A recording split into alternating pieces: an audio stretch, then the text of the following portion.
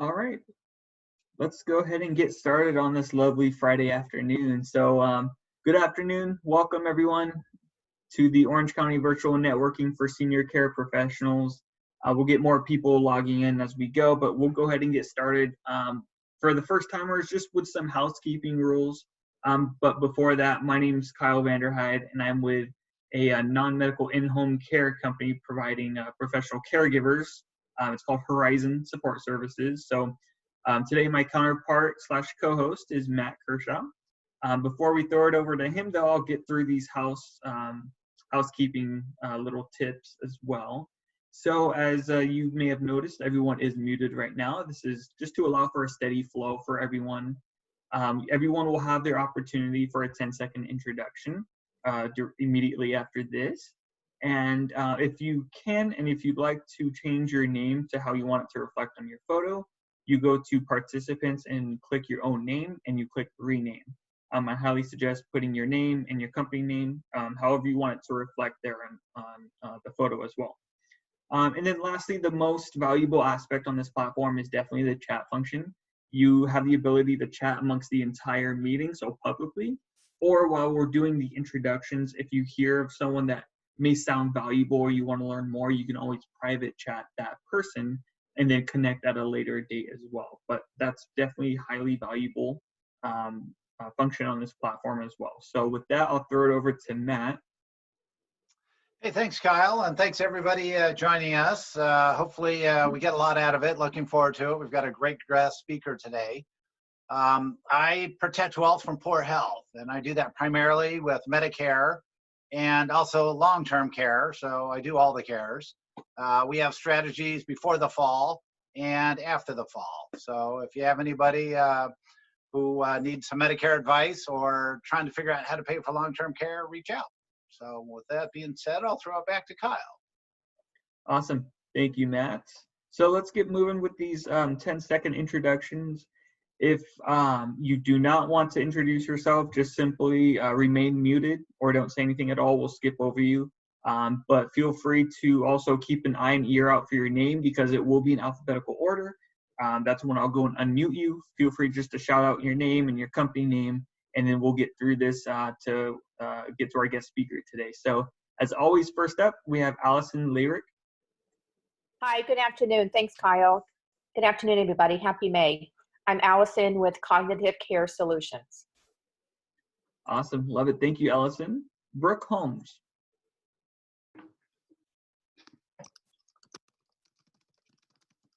Do we have Brooke on? I saw her on. We'll try to circle back to you, Brooke, there. Celia Hansen. Hi, everyone. I'm Celia Hansen from St. Joseph Health. I work in the Home Health and Hospice Division. And thank you, Kyle and Matt, for allowing me to participate today. Awesome. Thank you, Celia. Nice to see you. That brings us to Kara Holmgreen for her introduction. Hi. Hi, Kara. Hi. I just wanted to say hi. I'm joining everybody. I am currently unemployed, so I'm kind of looking around for new opportunities. Awesome. Thanks for tuning in. I know we threw you off there as you just logged on. It was your turn to introduce yourself, but thanks for tuning in here. Next, we have CJ Lee. Oh, hey, good afternoon, everybody. I'm Dr. Kristen Christopherson's colleague at Fountain Valley Regional Hospital. I'm the Chief Strategy Officer, just tuning in, everybody, and here's some great content. Awesome. Perfect. Thanks for joining us today. Let's see here. My dog's kind of going crazy, but that brings us to Christina Quesada. Hi, everybody. I'm Christina Quesada, Residential Care Sales Manager for Brand New Day. And big news, Brand New Day has partnered with Bright Health. So we are expanding into 13 states. Thank you. Wow. Awesome. Thank you, Christina. Nice. See, Cynthia Espinoza. Hello, I'm the sales manager at Brookdale Brokers. We are COVID-free and we are still accepting residents in our community, assisted living and memory care. Awesome. Nice. Thank you, Cynthia. Danielle Brinkman. Hello, my name is Danielle. I am a professional fiduciary. I help seniors and their families find peace of mind by advocating for their legal, healthcare, and financial wishes. Awesome. Thank you, Danielle. That brings us to Donna.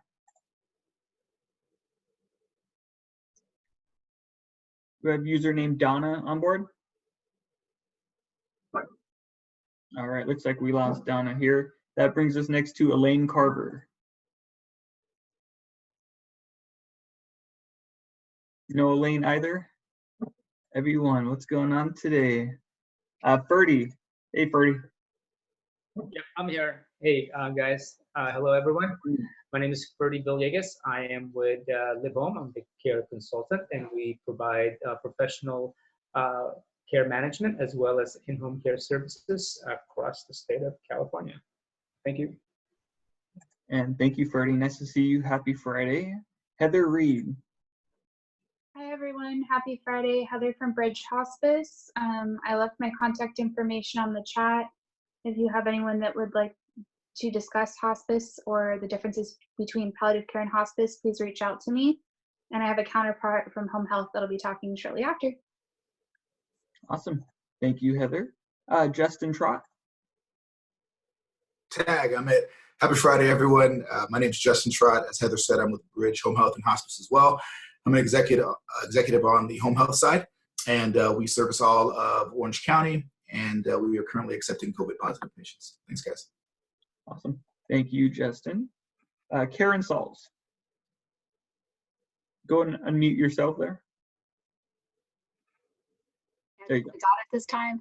Thank you, Kyle. I'm Karen Sauls. I'm one of the nurse liaisons with Home Care Assistance. We are a premier provider of non-medical in-home care, and we are currently accepting cases, but we are unable to take COVID positive at this time. All right. Thanks for joining us today, Karen. Nice to see you. Here, Kim McPhee. Hello, everyone. My name is Kim McPhee, and I'm a reverse mortgage loan officer for a company called Reverse Mortgage Educators, and I'm open for business. Awesome. Happy Friday. Thank you, Kim. Here, Linda Armis. Thank you. I'm finally figuring out how to do this.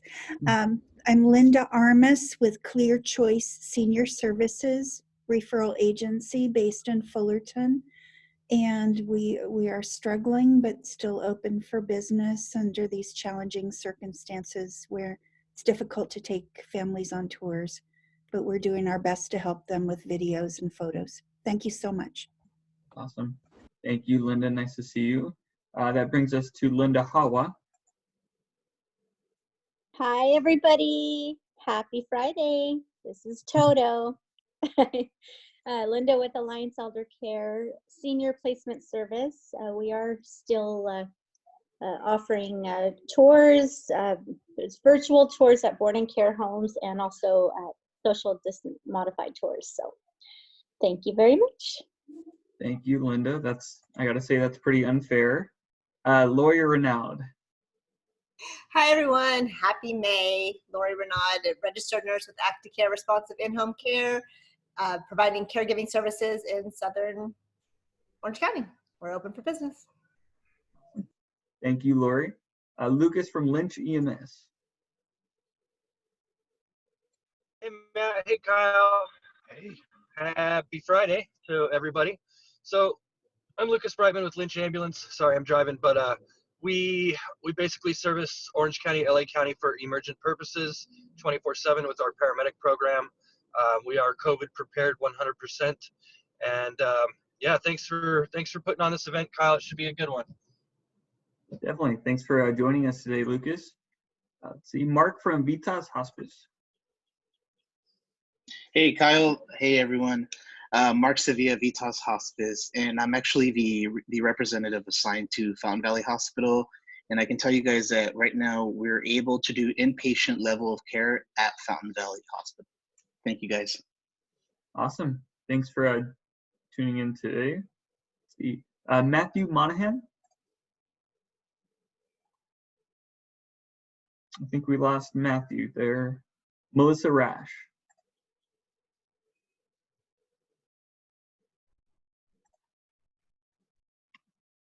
We have Melissa. Hey, Melissa. Hi, I'm Melissa with 24-hour home care. We provide non-medical home care services, and we are prepared to take on COVID positive patients at this time. Awesome. Great to know. Thank you, Melissa. Thanks for joining today. We're going to go back to Matthew Monahan. Matthew, are you on? Okay, we'll circle back to you. Nadine from Heartland. Yes, hi. Thank you for having me. Hello, everybody. I'm Nadine with Heartland Hospice. I'm the account liaison in Central Orange County, and our RN case managers are assessing hospice eligibility via telehealth and doing consents over the phone, so we don't have to unnecessarily enter any building. We could take care of them on the outside. So nice to see everybody. Perfect. Thanks for joining us today.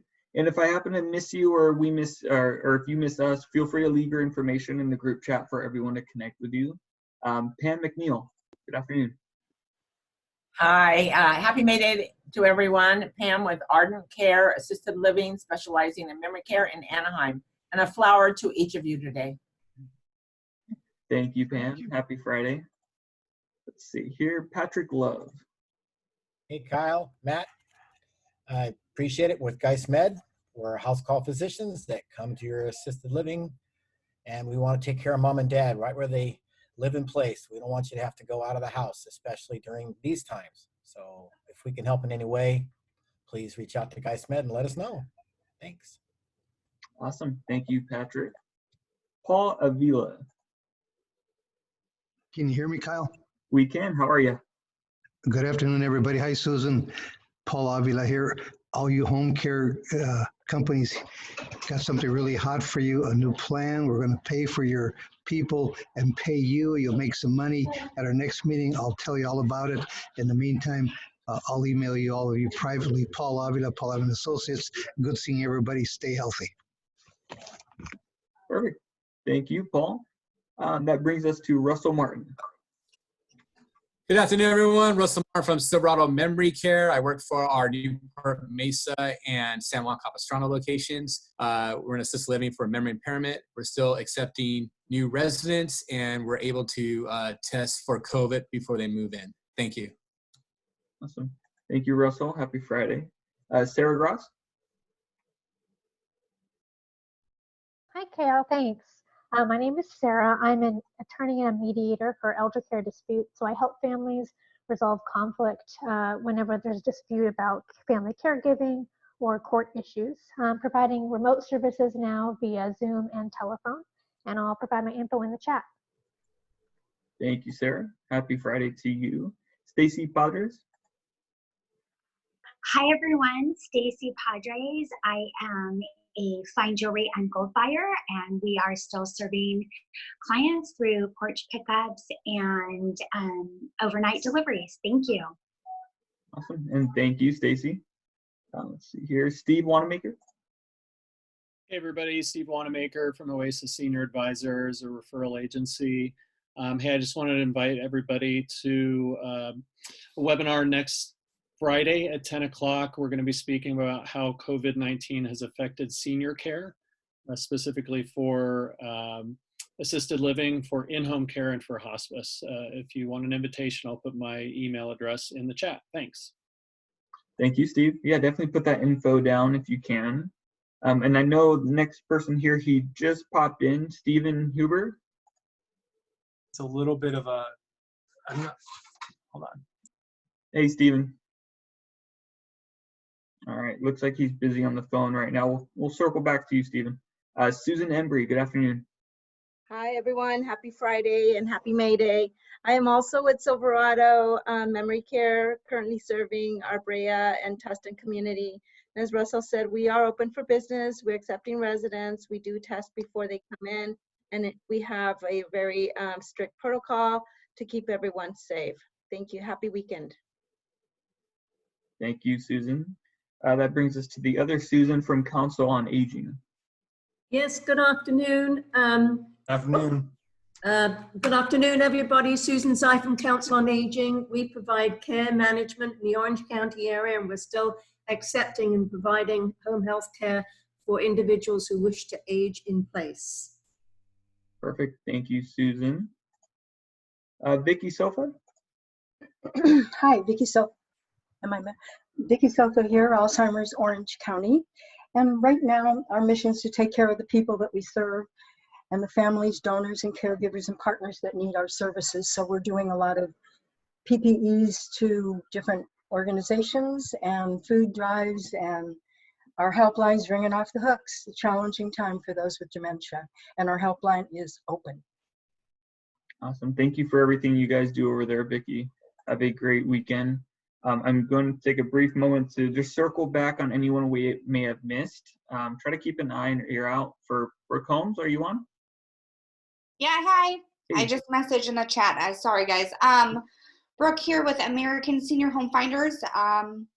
We're still open. I mean, we're getting calls every week still from families that need to find a solution for their loved ones.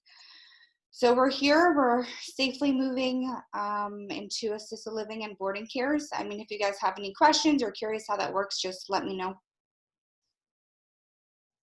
Perfect. Thank you, Brooke here. Kind of have a larger group today. I just want to circle back, make sure we get everyone an opportunity here. See here. I think we missed Matt Monahan, Kyle. Matt Monahan. Matt, are you on with us? Can you hear us now? We can. Oh, great. So, Cindy and Matt here from Advanced DME, and we're real happy to be in this group. We were able to get some PPE products early on a few weeks ago and help some folks out, but since then it's been real challenging for us, so it's a bit frustrating, but you know, we're real thankful for all you folks, everything you guys do out there, and we hope to continue to be here for you guys in the future. Awesome. Thank you for joining us today, Matt. Nice to see you. A few more here. Helena Feltz. Go and unmute yourself. Hey. Yes, hi. Go ahead and introduce yourself. Yes, thanks, Kyle, for giving us this opportunity. My name is Helena Fouts, and I'm a Medicare broker. Here's my card, if you can see it. I help seniors to, well, improve their plans or change plans. Sometimes if they need forms or something, I can help them with that. I'm also a covered California broker.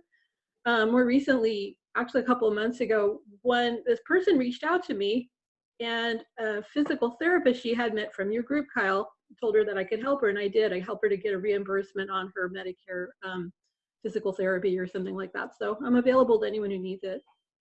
Great. Thanks for joining us today. A couple more I saw just popped in. Judy Osuna. And I'm not muted. So hi, everybody. Judy Osuna with Alzheimer's Family Center.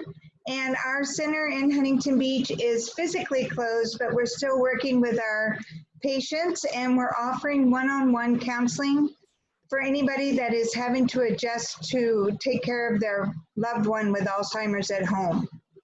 So that can be up to 8 hours free one-on-one counseling. I can put my information in the chat. If anybody's interested in more information, I'd love to talk to them. Thanks, Kyle. Please do. Yeah, thank you, Judy. Let's see here. We had Jane Clark pop up. Hey, Jane. Hello, I'm here. This is Jane. I'm with Hollywood Home Health and Hospice, and I cover North Orange County, LA, San Bernardino, Riverside, and Corona. And thanks for hosting this. Perfect. Thanks for tuning in today. Two more guys. Thank you for your patience. We have Mark J, iPhone X.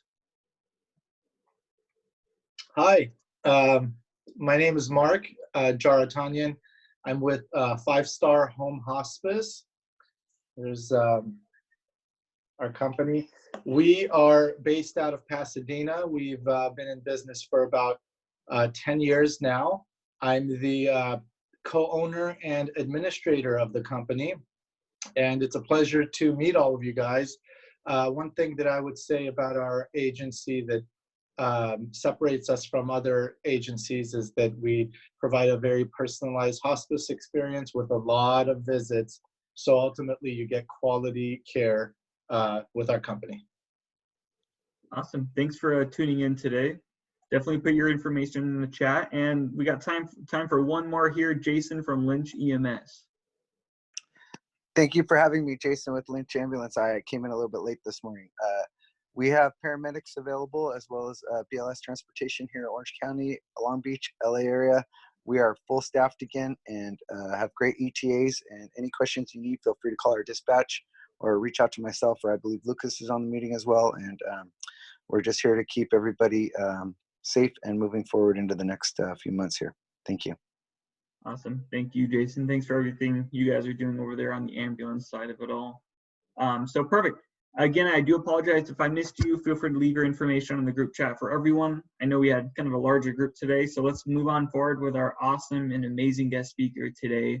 We have Dr. Christopherson. And again, I told her already I'd probably mispronounced that, but I just went ahead and unmuted her. She's here from Fountain Valley Regional Medical Center. She's the Chief Nursing Officer. So she's going to give us a pretty good insight on how things are going from a hospital aspect. So Doctor, are you on with us? I'm here. Hey, everybody. Thank you so much, Kyle, can you hear me? Yep, thanks. Okay, great, great. Thanks so much, Kyle, for inviting me to talk with everybody today. What a fun little group we have going on here. I was able to watch another session and so impressed with all the great work that you guys do. I do want to say that Freddie, I was watching your Palm Springs background. I lived in Palm Springs for 4 years and I'm missing those mountains for sure. Lucas, you're concerning me driving while you're on Zoom, so we probably need to chat about safety later. And Mark, thank you for mentioning our VITAS connection. We do have a general inpatient agreement with VITAS to take care of hospice patients should they be unable to leave the hospital. And we've had some great successes there. And little Toto, I just want to go to Kansas with you right now in this COVID situation. So thank you for brightening my day. Before I get started, I thought I would most people don't know what a chief nursing officer is. And so I thought I would explain my role a little bit within the hospital. So, and then I'll tell you a little bit about our hospital, and then I'd like to go into some of the things that we're doing to take care of COVID patients and talk to you a little bit about how COVID has affected us. And then I will certainly be able to answer any questions you have. So Chief Nursing Officer, I am responsible for all of the clinical care in the hospital. I am the nurse who is over the 1,000 nurses that work in this hospital. I'm responsible for everything that they do. And I don't have a medical officer partner that is readily available. So oftentimes when there's issues with our physician staff, they also come to me, and then I work with my physician partners to resolve any clinical issues. Fortunately, I have a great nursing leadership team, so I don't get involved in patient care too much. My role is more of strategic and looking at how we're meeting our clinical quality goals and things of those nature. So a little bit about, I've been at Fountain Valley for 3 years. I was, as I said, in Palm Springs for 4 years before that. So in total, I've been with Tenet Healthcare for 7 years. I hit my 30-year nurse mark this year. So I've been a nurse for 30 years, but most of my healthcare career was in Phoenix, Arizona. Only 7 years in California, but it has been an adventure to learn the nation of California. So it's been fun. All right, so a little bit about Fountain Valley. So we opened this hospital in 1971 as a physician-owned hospital, and I was acquired by Tenet in 1996. Lots of great accreditations here. We are the only accredited advanced diabetes center in Orange County. We also are the only hospital that has a certified pediatric unit, pediatric ICU, and a pediatric NICU. CHOC is the only other one that has those services. We've got telemedicine for our pediatric program, so we can reach out to other hospitals in the area should we need to. And we are 400 licensed beds. There's about 2,000 employees that work here, about 900 medical staff, annual admissions of about 19,000, and we see about 60,000 people through our emergency department every year. about 11,000 surgeries, and we deliver about 3,500 babies a year. So quite a busy medical center. And if you've been here, you know we've got a main hospital, and we also have an East Tower that is about half a mile away from the main hospital. So we've got 2 hospitals on campus, and we'll talk about that in a little bit as well. As far as our admissions and ethnicity, I call it the triad. We have probably a third of our patient population is of Asian nature, a third of it is Latino, and a third of it is everything else. So quite a diverse population, as you all know, Orange County, and how we deal with communicating with folks. We're comprehensive cardiovascular center, thrombectomy center for stroke. We do high-risk OB here, and we do hyperbarics and wound care. And then our surgical services, as I said, was pretty busy, and critical care services as well.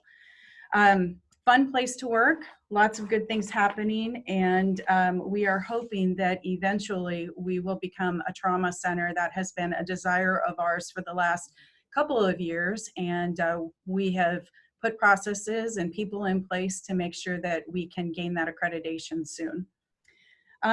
Community benefit, we are an investor-owned organization, as many of you are, and sometimes people don't really understand what that means, but you know, just to put it in perspective, we spend about $180 million a year on labor.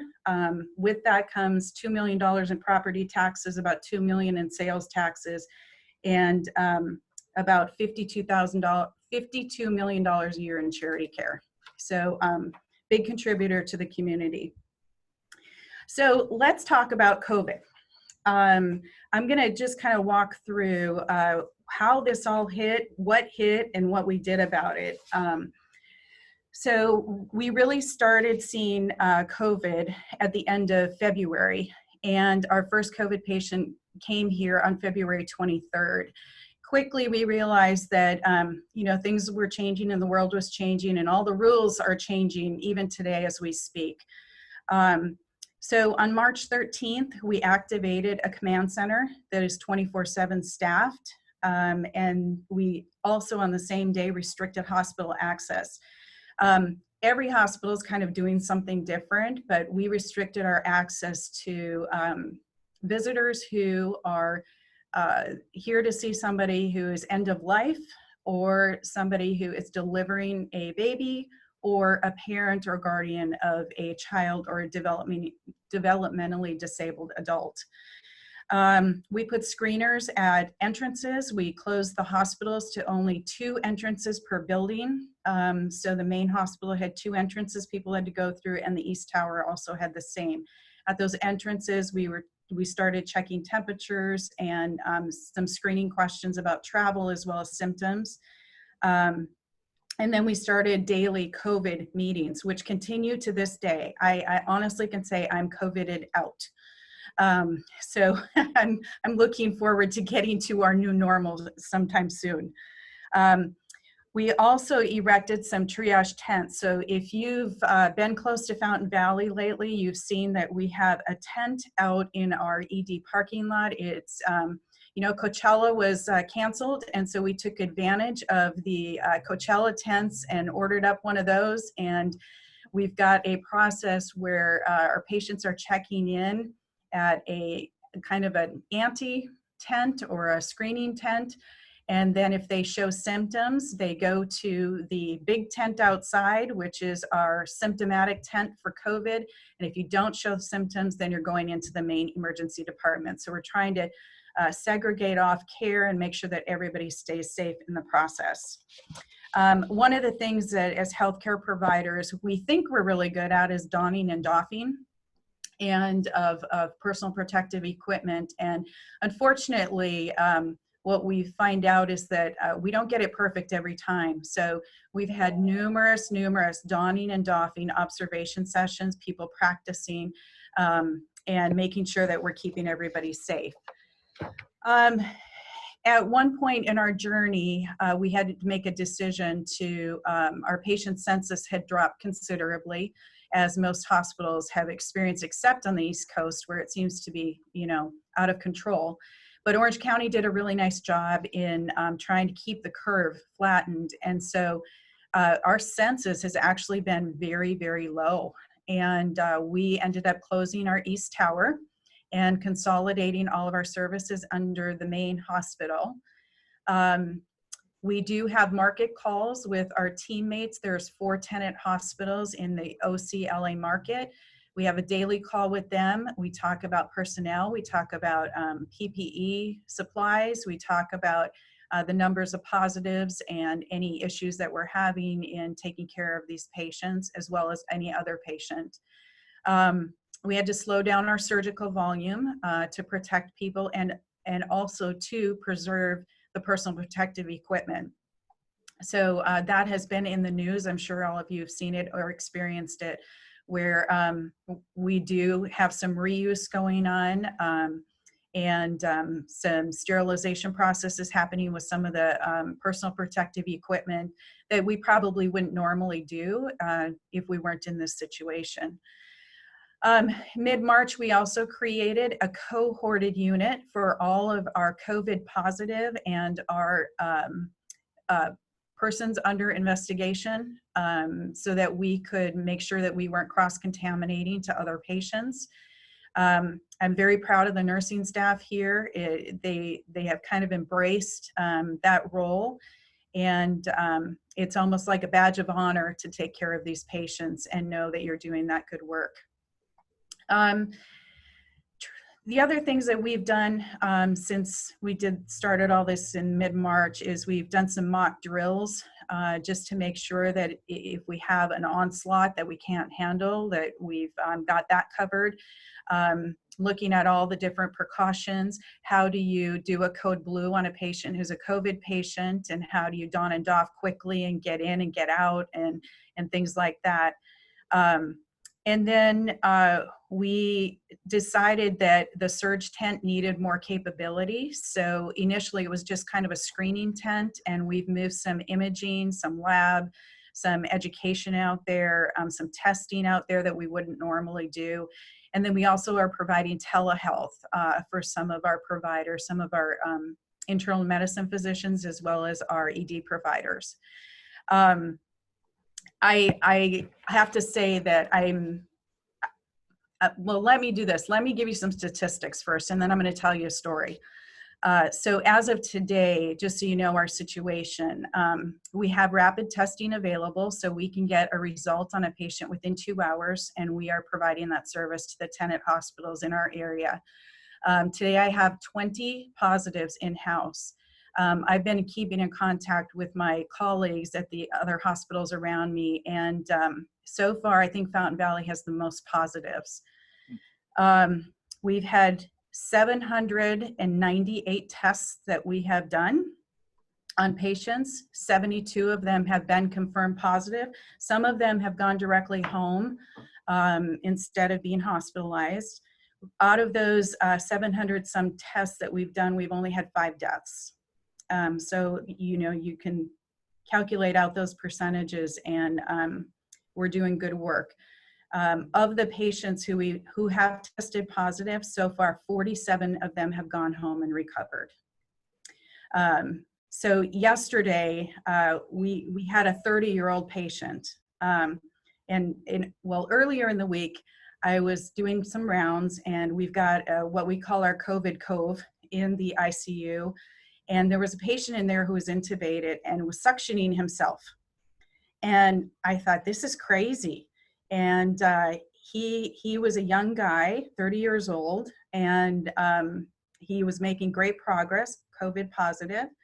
And yesterday he graduated out of the ICU, and we did a celebration for him down the hallway. And it was just so nice to see somebody so young and so much life ahead of them to be able to move on in their career and whatever they're going to do with the rest of their life. So there are good things happening in the middle of this pandemic, and we can't lose sight of that. So thank you, everybody. I'm open to any questions you have. Let's see here. If you know how to utilize the hand raise function on here, feel free to do so. Or put it in the chat as well. Let's see here. I did see that Lucas stopped driving, so that's good. Let's see here. Thought I saw one. Let's see.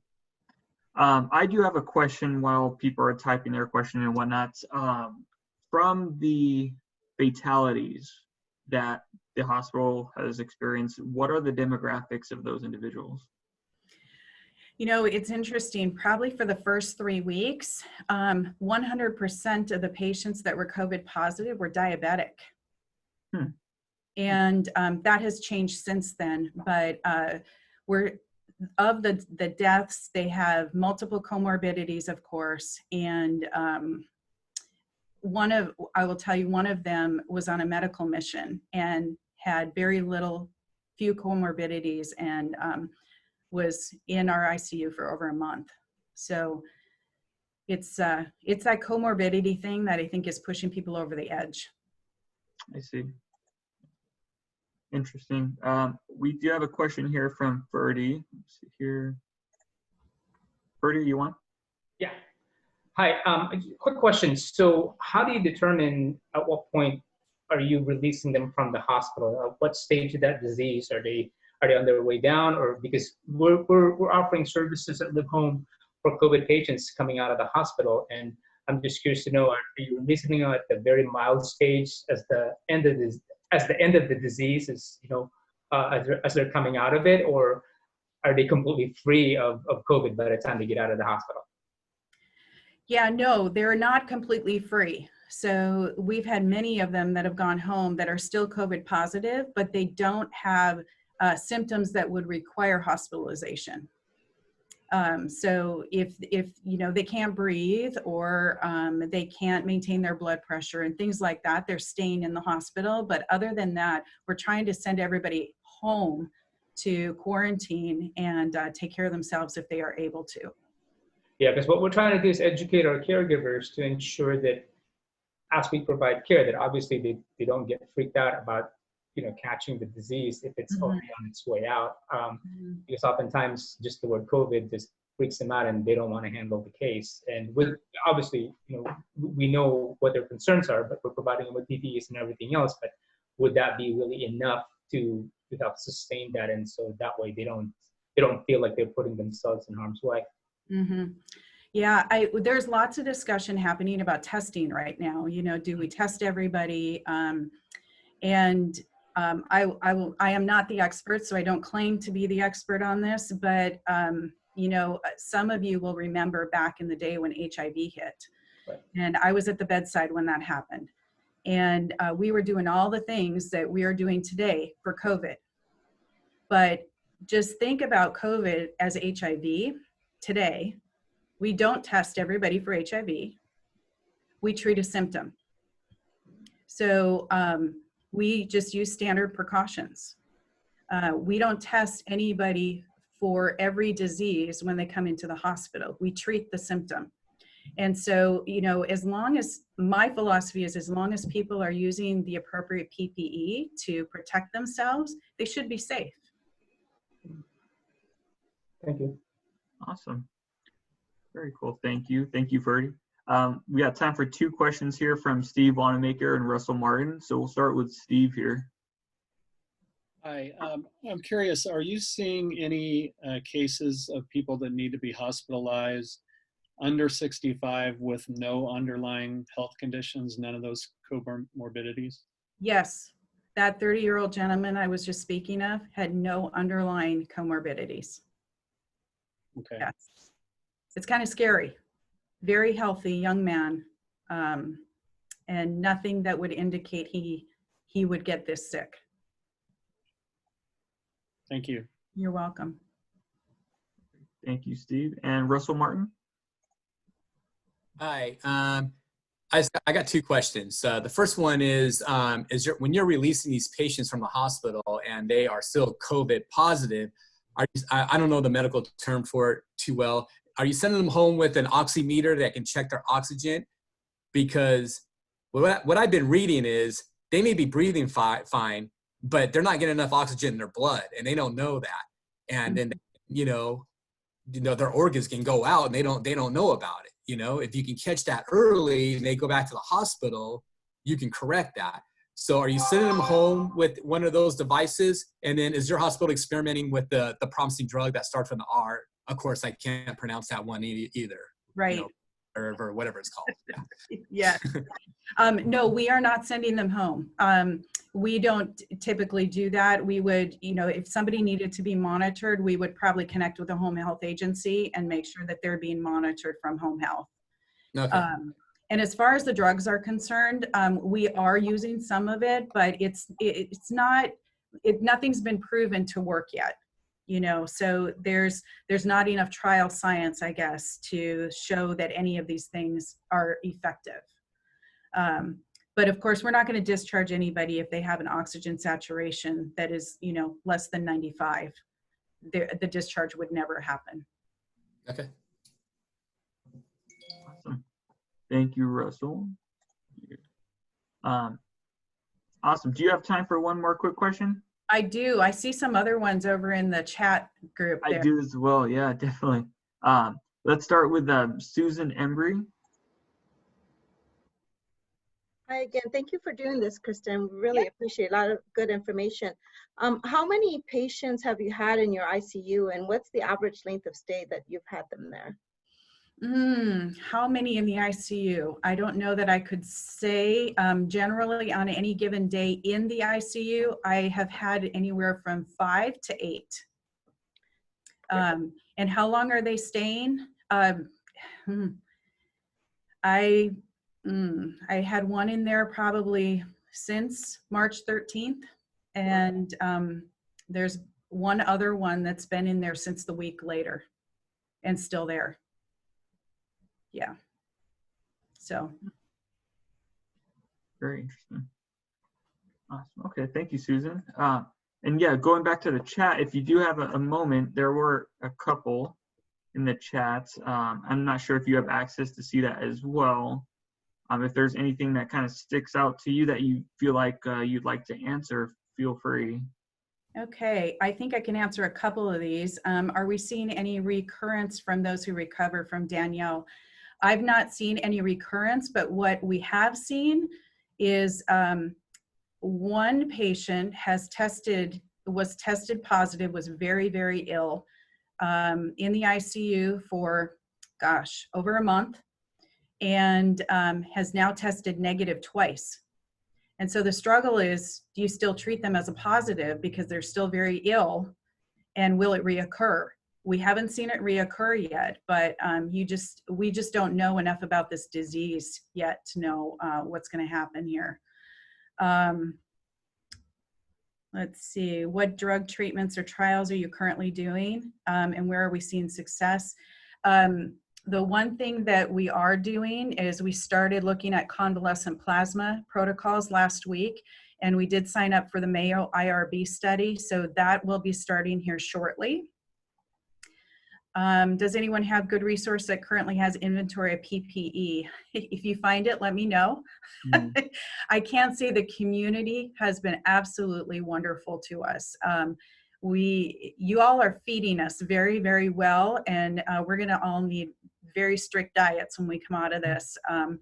But we've had a lot of contributions of PPE from a lot of the community dental offices, veterinarians, nail and salon offices and places have brought lots of PPE here to make sure that we're safe. So if you need some, those are great resources for you. General perspective with growing desire to end shelter in place and reopen the economy. Ooh, that's a loaded question. I'm watching what's happening in Huntington Beach today, and it's really scaring me. While I understand our rights as Americans, I struggle. And I'll tell you, I was one of those nurses who never thought I needed the flu shot because I never got sick, and I still am that way. I'm a very healthy adult, and I'm very thankful for that. But some infection control nurse told me one day about herd immunity. And you can do some research. There's some really cute YouTube videos out there on herd immunity. And once I learned about herd immunity, I realized it wasn't about me. It's about protecting everybody else. And that's kind of how I feel about what's happening in Huntington Beach right now is we have a social responsibility to protect our fellow human beings. And whether that's masking or washing hands or getting vaccines or whatever, it's not about me, it's about all of you and making sure that I keep all of you safe. So I don't think the shelter in place should end anytime soon, especially after I see what's happening in the protests. I think that we're all in healthcare going to be busy for a very long time.